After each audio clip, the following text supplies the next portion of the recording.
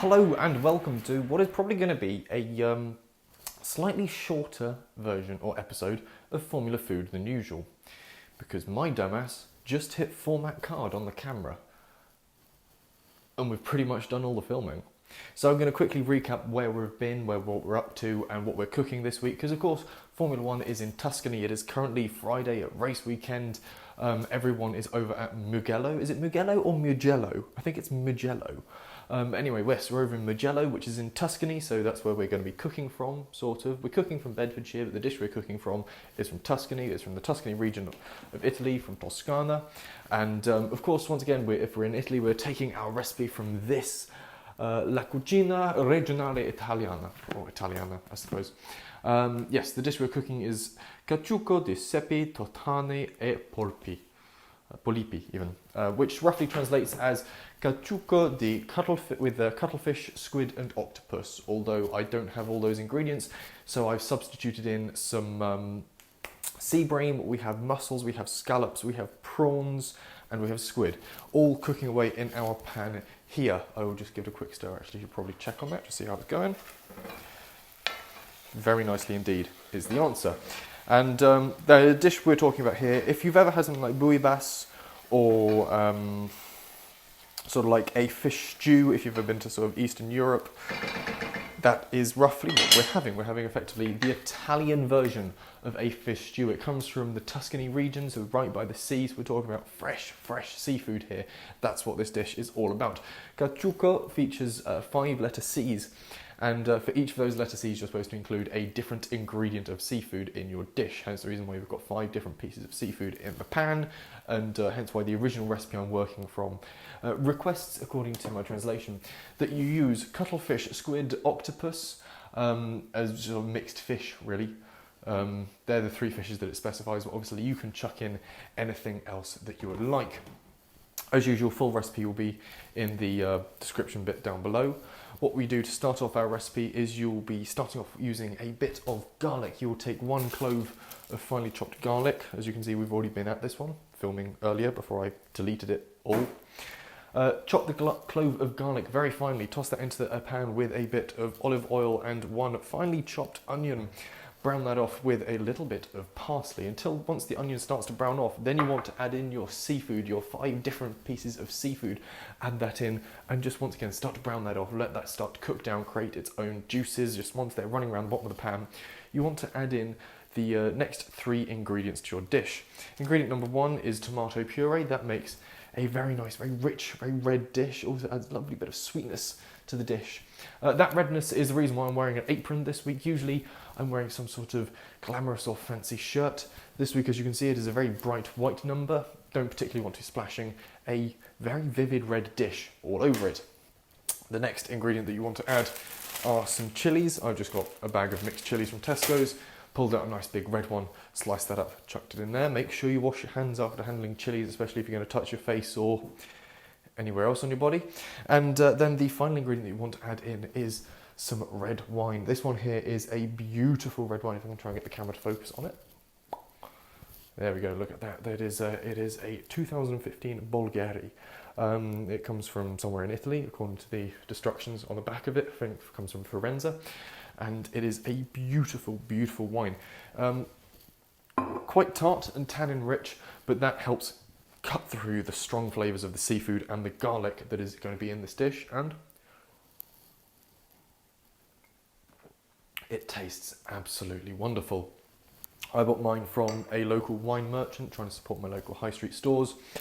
He didn't have the exact wine that the book recommends. The book, according to the Italian Bible, Vino consigliato, your recommended wine is a Parina Rosso, a Parina red wine. Unfortunately, the dealer didn't have any of that in, but he was able to recommend me this. It is a very close pairing. And that's all gone into the pan. That is stirring away in the pan. There'll probably be a B-roll cut now where you will come over here. You will see what's in the pan. I will lift up the lid, give it a stir, and you'll see exactly the state we're in and roughly how things are diddling. Beautiful.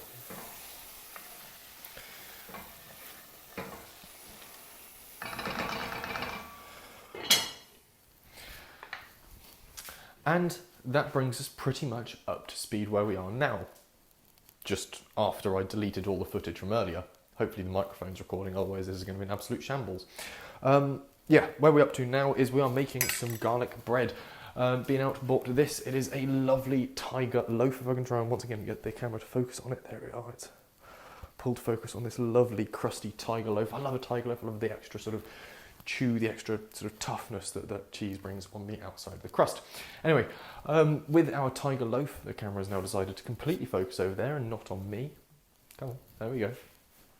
Yes, so with our tiger loaf, what we're going to do is we're going to slice that sort of at quite a steep diagonal and take 2 slices, rub them with butter, a bit of salt and some finely chopped garlic, as you can potentially see over here on the chopping board. And we're going to make garlic bread. Just as that dish is ready, we're going to bung the garlic bread under the grill, just toast it off nicely so the butter and the garlic leaches out into the bread, gives us a wonderful garlicky bread flavour. Yeah, otherwise not much to say at this point, apart from you want your dish to cook. Like with a lot of Italian dishes, they take a wonderfully long time to cook. That allows the flavours to really get to know each other in the pan, and it makes it absolutely beautiful, as Gino De Campo would say. And yeah, so this will cook away for about 2 hours on very low on the hob. Keep stirring it regularly, add a little bit more wine, a little bit more tomato paste as needed, just to keep it nice and moist. And that's it, that is Cacciucco in just under 7 minutes.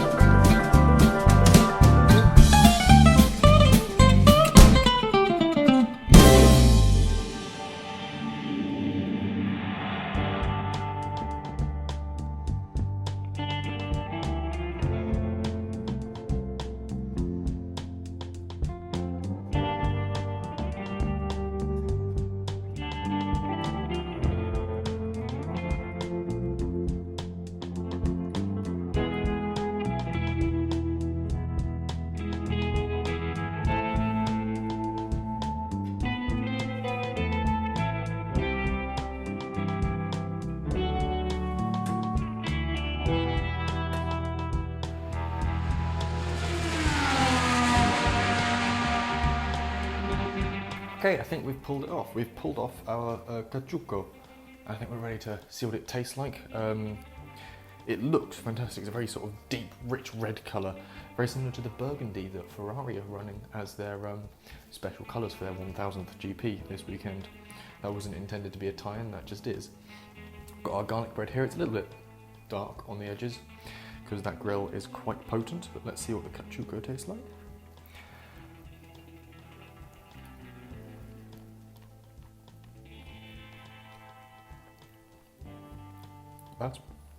That's lovely. So the sea bream has broken down. You get these beautiful flakes of it come through all over the place. Don't know what we've got here.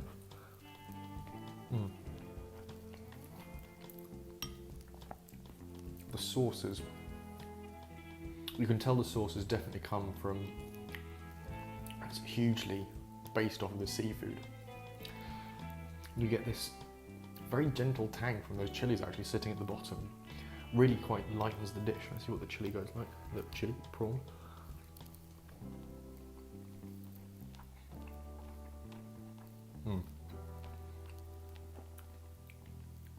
So you get very much the sweetness from the tomatoes. The tomato puree come through, which goes very nicely with the prawns. Then there's that rich taste from the wine and the chili as well. It's a beautiful dish.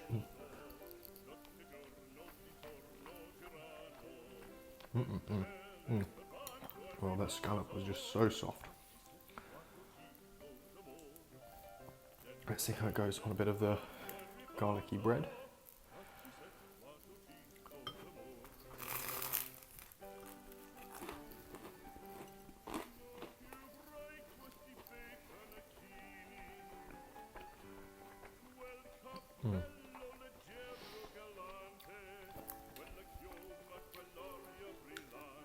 So again, that's very nice. The garlic bread, where it's just a very sort of almost raw garlic. It's just lightly grilled. The bright flavour of the garlic really goes quite nicely against the very sort of deep, rich, almost smoky flavour of the cacciucco. It's almost as though you put a sort of a smoked paprika in there or something to really give it a very, very deep, smoky taste that just comes from letting it sit for so long in the pan. Generates a little bit of a fond on the bottom, and you can really sort of keep that long cooked flavour in the sauce.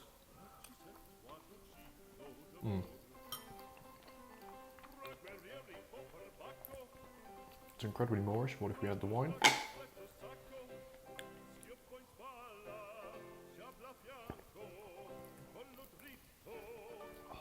No, it makes sense having quite a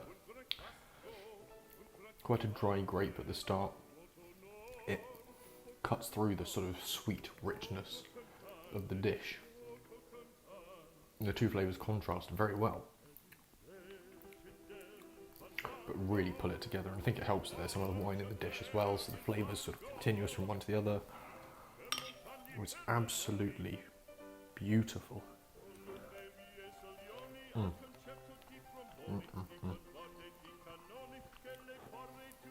This is 100% going on the cook again list. This is fantastic.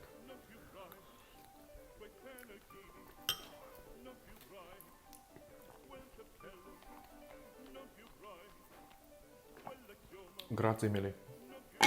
Tune in next time for, is it the Russian Grand Prix that's next? Don't know what we'll do for that. Borscht, maybe? Who knows? Enjoy the Tuscan Grand Prix. This is fantastic.